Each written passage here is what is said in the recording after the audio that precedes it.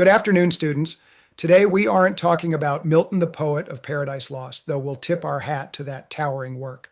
No, today I want to talk about Milton the radical pamphleteer, the thunderous voice of English liberty during the English Civil Wars and the Interregnum. The 1640s and 1650s were a time when kings were falling, parliaments were rising, and the old world was cracking apart. And in that storm, John Milton wasn't just a witness, he was a warrior of the pen.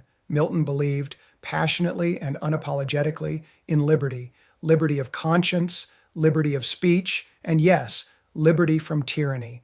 This wasn't liberty as license or libertinism, but liberty rooted in virtue and responsibility. He said it best in Areopagitica, his 1644 tract against censorship, when he declared, "Give me the liberty to know, to utter, and to argue freely according to conscience, above all liberties."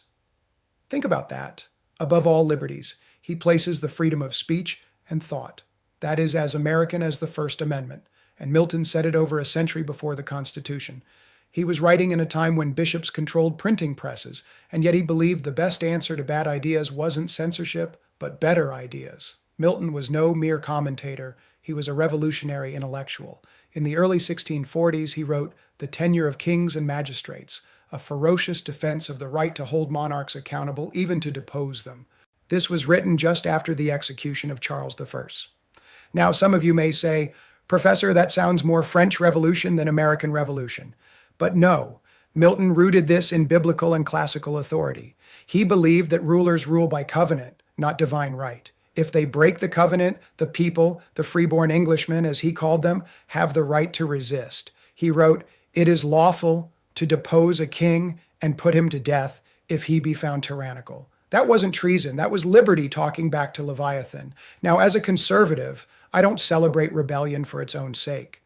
But Milton's conservatism was a moral one. He believed the moral order gave rise to political liberty.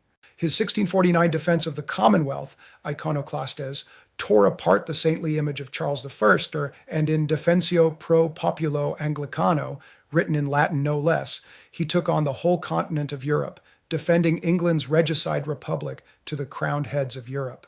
But Milton never lost sight of the individual soul. He warned that democracy without virtue was just another form of tyranny. In fact, near the end of tenure, he warns of a populace without heads, a society that throws off monarchy only to enslave itself to mobs or demagogues. He wanted a republic of wisdom and character, not just voting booths. That's something we ought to remember today. And what of religion? Well, Milton was no friend of the bishops. In his Tract of Reformation, 1641, he railed against the episcopal hierarchy. He believed true religion came from Scripture, not ceremony. The soul, he wrote, must be free to commune with God without intercessor. That's Protestant liberty, folks, plain and unfiltered. So, what do we take from all this?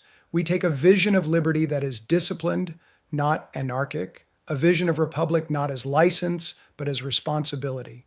And we take the voice of a man who, though blind by 1652, saw more clearly than most with eyes that freedom without truth is chaos, and truth without freedom is tyranny. John Milton wasn't just England's greatest poet, he was its greatest Republican, and he still speaks across the centuries to every citizen who wants to remain free. Thank you.